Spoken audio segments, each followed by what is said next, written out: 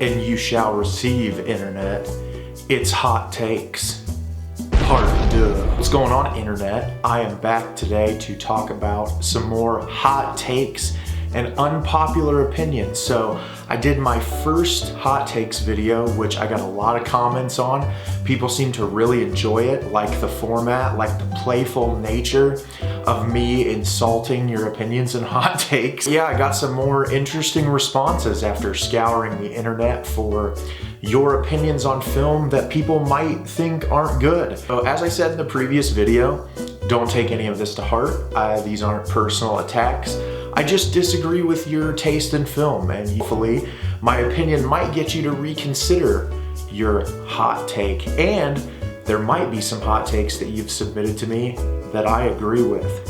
So without further ado, here comes some of your hottest takes. So I had to start with this one that was submitted on Instagram, which really felt like a personal attack. Portrait of a Lady on Fire is one of the worst films I've ever seen. Empty and way too safe. So I have to disagree with this in almost every way imaginable. Portrait of a Lady on Fire moved me emotionally, probably more than any movie I've seen in, I don't know, the past 10 years. Empty is the wrong word you're looking for. I think obviously period piece dramas are very specific and they appeal to a certain type of audience. And I think empty is the wrong word for it. Maybe for you personally and you're on film and the types of movies you like, maybe boring is a little bit more what you're looking for, but empty I think is wrong. You're looking at a relationship between two women in a time period where a relationship between two women in general is completely and totally unacceptable and could be punishable by death. And we watch the relationship between these two characters build through their facial expressions and their actions and their body language, and I just think that it's beautiful. The cinematography is outstanding. It's one of the most gorgeous films I've ever seen in the history of filmmaking. Every frame looks like a painting and it's so beautiful. The costume design is incredible. I think everything about this movie is just fantastically done. So even on the surface, if you don't like the content of the movie, if you appreciate filmmaking as a whole, calling it the worst film you've ever seen, the cinematography alone from a person who appreciates filmmaking is enough to definitely not put it in that category, because it's by any standard impeccable. A movie that I really personally don't like is Gaspar Noé's Climax. I think that it's very empty, as you said about Portrait of a Lady on Fire. I don't think that the characters mean very much. I don't think that there's a lot of build-up with these characters to where in the third act, I don't really care what happens to any of them in that movie. But what I will say as someone who appreciates filmmaking is that it's beautifully shot and masterfully crafted. So I could never say it's one of the worst films I've ever watched because I appreciate that facet of the filmmaking. For Portrait of a Lady on Fire, I do not get this take. I think the third act sequence with the musical number, being that the film is almost all silent and that the music is used for these deep emotional cues, that third act sequence made me cry so hard. The moments between these two people, the quiet moments, the turnaround scene, are you fucking kidding me? That's like one of the most beautiful things I've ever watched in a movie. I would recommend you go back and watch this again, because I think empty and safe are definitely the wrong words for that, and I think Celine Sciamma is a genius. James Bond films are boring, don't deserve the hype or legacy. I'm gonna have to disagree with you on the boring element. I do think that maybe James Bond is a little overhyped, and it depends on which Bond movies you watched. I mean, I like elements of the Daniel Craig Bond films. I think that a lot of them feel kind of copy and paste Bourne Identity. They're not as fun and engaging to me as, say, the Roger Moore ones or the Sean Connery films. Roger Moore's actually my favorite Bond. And obviously, you know, if you look at these movies through a lens in 2021, they're very misogynistic. The way they look at women is laughable, just how like poorly written the female characters are. But I do think that there's a cultural significance of James Bond and the amount that not only the character, the persona, personality built around him, the music that's attached to these films, I think there is a space for it in history of filmmaking. And boring is the wrong word. I think those, especially if you're looking at older Bond films, sure, some of the new Daniel Craig ones have some sloggy moments. I thought Solace was bland beyond comparison to a lot of things that I've watched. Do you think that there is a purpose for these films? I think they're a lot of fun, especially when you get to that schlocky Roger Moore era, like the wink and nod at the camera moments. I think they're fun. I don't think they're like the greatest things of all time. And sure, people that have these movies as like their favorite thing of all time, probably a little bit much, but I definitely think saying that they're boring is incorrect, and I think that they do deserve their place as, especially for cultural significance alone, as what they've done in film and how much of a stamp they've put on things. Like, even look at the Austin Powers films, or, you know, anything that's kind of taken from Bond and made it their own thing. I mean, the Bourne Identity movies wouldn't even exist. Mission Impossible, all these movies exist because James Bond created the formula of the male hero secret agent thing, and everyone decided that they could do it like James Bond did. So I think there is a reason that they exist. I'm not like the hugest Bond fan. I think the movies are fun, but yeah, I don't think they're boring. I think that's the wrong word for it. A24 failed Trey Edward Schultz as Wave is the greatest and most underrated A24 film. So yeah, I pulled a couple hot takes off the A24 Reddit page, and I am kind of a mixed bag on Waves. I think Waves has its moments, and I think the second act is really good. I like Trey Edward Schultz as a filmmaker. I really loved Krisha a lot. I thought It Comes at Night was a really effective film that was just marketed horribly, which is why people went in there and were like, oh my God, nothing comes at night. It's so bland. Oh, it's horrible. I hate this movie. Yeah, I think Trey Edward Schultz is a really competent filmmaker who makes really great movies, but I had a lot of issues with Waves. I felt like the first half of the movie was like a horribly written Hallmark drama where like the angstiness of our lead character was so grating and fucking obnoxious that like I wanted to turn it off at a point. When he's like thrashing around in his room to that rap song, it was like an after school special. It was so bad. But there is a pivotal point, which I'm not gonna spoil the film, at the halfway mark, where the entirety of the feeling of the movie, the way that the material is conveyed, completely shifts, and we even shift protagonists in the movie. And that second half is really beautiful and very well executed. I love the writing in it, but it's a movie to me that feels like it's written by two different directors. And I cannot endorse the fact that it's the greatest A24 film, because to me it's kind of like meh.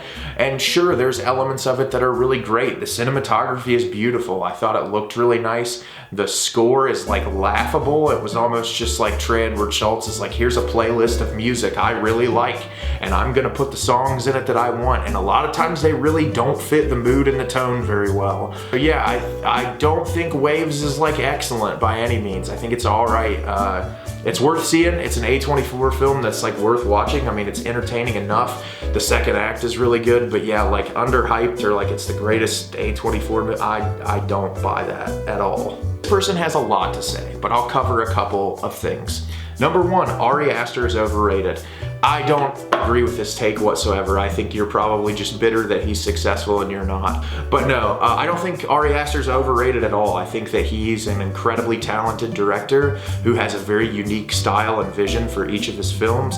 I think Hereditary and Midsommar are both executed flawlessly. I'm really looking forward to see this new project that he's working on with Joaquin Phoenix. I heard that it's not a horror film, that it's gonna be more of like a comedy or a drama, which will be interesting to see Aster take a different approach to filmmaking. But I think as a director, he gets a lot out of his actors. I think Toni Collette was fucking robbed not getting an Oscar nomination for Hereditary. I mean, that was one of the greatest performances I've seen in years. You want to look at the cinematography of both of these films, like, what more do you want from the guy? Like, sure, you might not think he's the greatest horror filmmaker of all time, which fine, he's got 2 movies. You don't really know what is going to come from him later on. He could be 2 and done, but in order to be overrated, I feel like you have to have a really like elongated career to where you could say, hey, this person became a hack at X point in their career. I mean, fucking Spielberg is overrated if you want to look at it like that. Guy had some really great films early in his career, and now he just makes Oscar bait schlock for general audiences. Like, sure, he's overrated, but like, Ari Aster, really? A little too early to make that opinion. Greta Gerwig should have won the Academy Award for Best Adapted Screenplay for Little Women. Sure, I'll agree with you on this one. I think that Greta Gerwig is a super talented writer. I'm not like the hugest fan of Lady Bird. I think the movie's all right. I really loved Little Women. I thought the performances were all incredible. I have no fucking idea what this movie is nominated against. I don't remember that stuff off the top of my head, but sure, I'll give you that one. I thought that the screenplay was great, especially adapting it from an original work of material, but reworking it to have a little bit more of a feminist perspective compared to the Louisa May Alcott novel. I will go ahead and give you that one. The Tim Burton Batman films were superior to all the others. That I actually will agree with you on 100%. The original Michael Keaton Batman is fucking phenomenal, and I like it more than any of the other Batman films that exist. I talked in my last hot take video, I am not a Christopher Nolan fan. I think any of the Christopher Nolan Batman films are good Batman movies. They have great villains, especially The Dark Knight. Heath Ledger's a great villain, but as far as Batman as a character, I don't really give a shit about Christian Bale's Batman. I think he's all right. He's nothing special. I think that Michael Keaton's Batman is charismatic. I think he's energetic. I think that he has a really nice balance between Bruce Wayne and Batman, which Christian Bale as Bruce Wayne just feels like a faceless, bland, awful character, and I just don't care about him. Obviously, Joel Schumacher's Batman and Robin, like, fuck that movie. It's awful. I can't stand it. These new interpretations of Batman with Ben Affleck, I couldn't give two shits about it. I am looking forward to the Robert Pattinson Batman, though, and he might take it away from Michael Keaton for me, but for the time being, Redditor, I'll go ahead and say that you're right on that. The Tim Burton Batman films, way better in every way. They feel like comic book movies. They're well directed, they're well shot. I like the atmosphere. They feel dirty, which I feel like Batman movies, they don't make Gotham look gross enough, and I really like that original Batman quite a bit. This person has 10 general film hot takes, and I'm gonna go through some of them because I think this person has some really interesting opinions and hot takes here. The first one, Lamb is the best film of the year. Everyone will disagree. Titane, The Green Knight, and Pig are a close second. You know what, Redditor? I'm gonna agree with you at this moment. Lamb is probably my favorite movie I've watched in 2021. I thought that it was really unique, beautifully directed, incredibly well shot. I have a review I'll leave a link up for in the video. I liked Titane a lot. I liked Pig quite a bit. Still haven't seen The Green Knight. Blu-ray just came in though, so expect a review of that coming pretty soon. But yeah, I really liked Lamb. Now, I have not seen French Dispatch yet. I'm a big Wes Anderson fan. I've heard kind of mixed reviews, so I can't imagine I'm gonna like it more than Lamb because the originality behind that film and just everything surrounding it I enjoyed more. But Licorice Pizza from Paul Thomas Anderson, that's gonna be pretty harsh competition because I fucking love me some PTA, and that movie looks beautiful, and to see Philip Seymour Hoffman's son give a performance, I'm stoked beyond belief for that. Ola is underrated. Just did a whole review on that. Leave the review up there. I don't think it's underrated. I just think it's not very good. Sorry, I don't like it very much. I thought the screenwriting was really bland. I thought the third act was terrible. It felt kind of like a cheap student film. I don't get this one. 4 weeks, 3 months, and 2 days remains one of the most disturbing movies I've ever seen. Yes, it is disturbing, incredibly well directed and shot. Streaming on the Criterion channel, it is like a really effective and horrifying portrayal of what it's like to get an abortion in a country that abortion isn't legal. That movie shook me to the core. The third act is incredibly brutal. You all should definitely watch it if you haven't seen it. It's very, very well done. Cummings gave the best performance of the year in the beta test. I'm really happy to hear that. I have the beta test right now. I cannot wait to watch it. I like Jim Cummings a lot. I think he's an incredibly talented filmmaker. Thunder Road is probably in like my top 20 movies ever made. Thought Wolf of Snow Hollow was meh. kind of fell apart for me a little bit. Felt kind of like a cookie cutter horror movie compared to Thunder Road, which had an incredible emotional core, amazing cinematography for the shoestring budget it was shot on. Watch the trailer for the beta test. It looks really fucking good, so I will give that a watch and get you guys a review as soon as possible. Scorsese is overrated. His movies all have similar themes. He's pretentious as fuck, but mostly because film bros allow him to, and he deserves to be jailed for what he did to Cape Fear.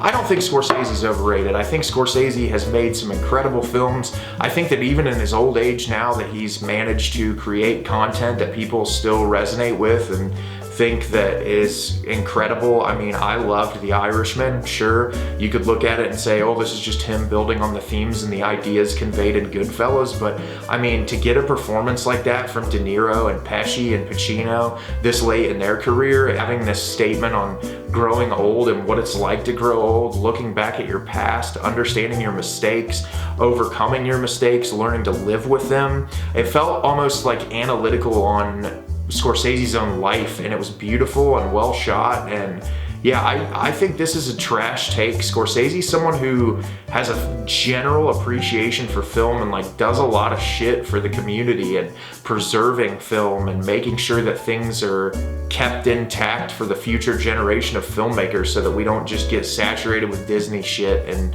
that Marvel isn't the only movies that we have to watch the remainder of our existence.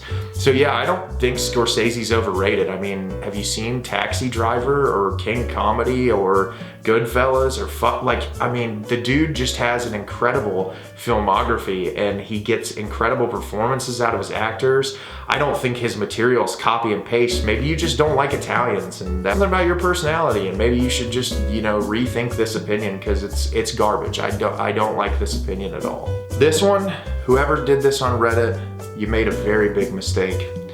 I'm not crazy about David Lynch films. His characters don't feel like real people because they're constantly acting oh so whimsical and quirky. So I have a hard time connecting to them or caring about what happens. Well, you picked the wrong fight, Redditor, because David Lynch is my favorite director and he's got some pretty fucking great material, and I think that this is a horseshit take. And I'm assuming the only thing you've ever watched from Lynch is Twin Peaks, maybe Blue Velvet. Sure, Twin Peaks has some whimsical characters that, you know, give over-the-top performances, but David Lynch and Mark Frost's entire approach for the Twin Peaks series was a commentary on like soap operas and making a formulaic soap opera and turning it on its head and making like a surrealist art piece mixed in with great character writing and awesome story development. Blue Velvet has some quirky characters, but fuck, Kyle MacLachlan and Laura Dern were kids in that movie. And Isabella Rossellini's performance, like, are you fucking kidding me? And then you look at something like The Elephant Man or The Straight Story, where you have two very realistic, emotional films with real grounded characters who are going through very emotional and heart-wrenching shit. The Elephant Man, where some of the greatest performances I've ever seen in movies. The Straight Story is very simplistic. It's a fucking Disney film. And you're telling me that these are like over-the-top whimsical characters that you can't connect with? I think it's bullshit. I think you haven't watched enough of Lynch's work. Maybe all you've seen is Twin Peaks, but like even Eraserhead. I mean, fuck, Henry's character barely speaks in that movie. How can you say that he's over the top and whimsical? Like, I think you've maybe barely been exposed to Lynch's material. That's like people that say Lynch is like a hack filmmaker. Lynch makes like some of the most beautiful material that resonates with me more than any filmmaker because he's not a cookie cutter director that spells all the shit out for you.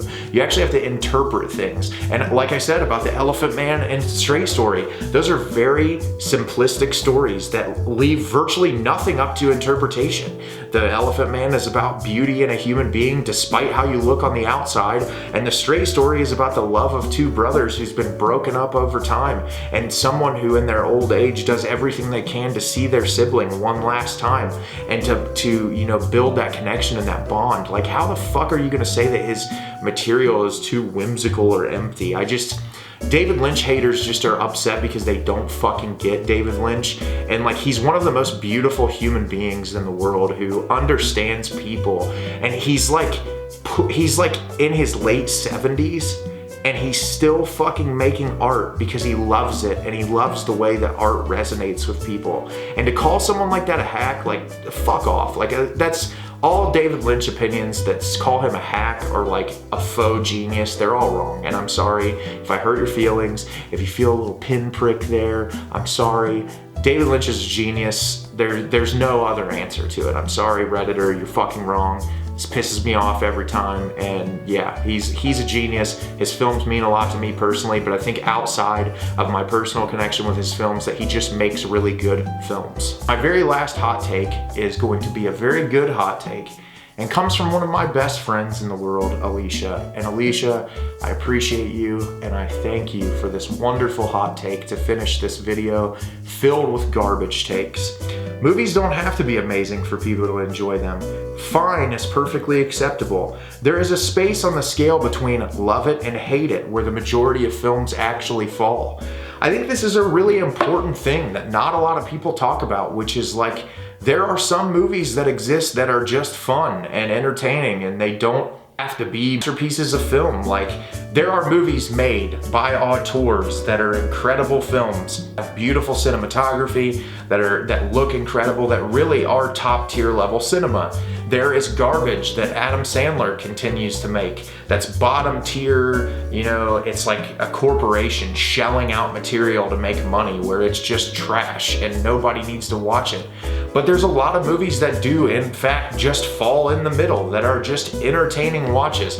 I shit on Marvel a lot because I think what Disney does with these Marvel movies a lot of times is like cringeworthy, how much they're shoving this shit in people's faces. And I think that there is a time and a place for these movies, and a lot of them are just fun, enjoyable schlock that, like, I'm not gonna watch it 40 times, but if I go to a theater, I get some nachos, I get a drink, I sit down, I'm gonna have a fun time with it. And there's so many movies that fall into that mid-tier category, and it's like a lot of film critics and people on the internet feel the need to act like every movie has to be a masterpiece in order to be enjoyable, and it's just wrong. Some movies can just be fun and enjoyable and entertaining, and that's the beauty of film as a whole, is like, people make different material for different reasons. I remember not long ago I watched this movie called Wolf Cop that was literally about a guy who turns into a werewolf who's also a police officer and just like goes through the town and kills these evil people as a wolf.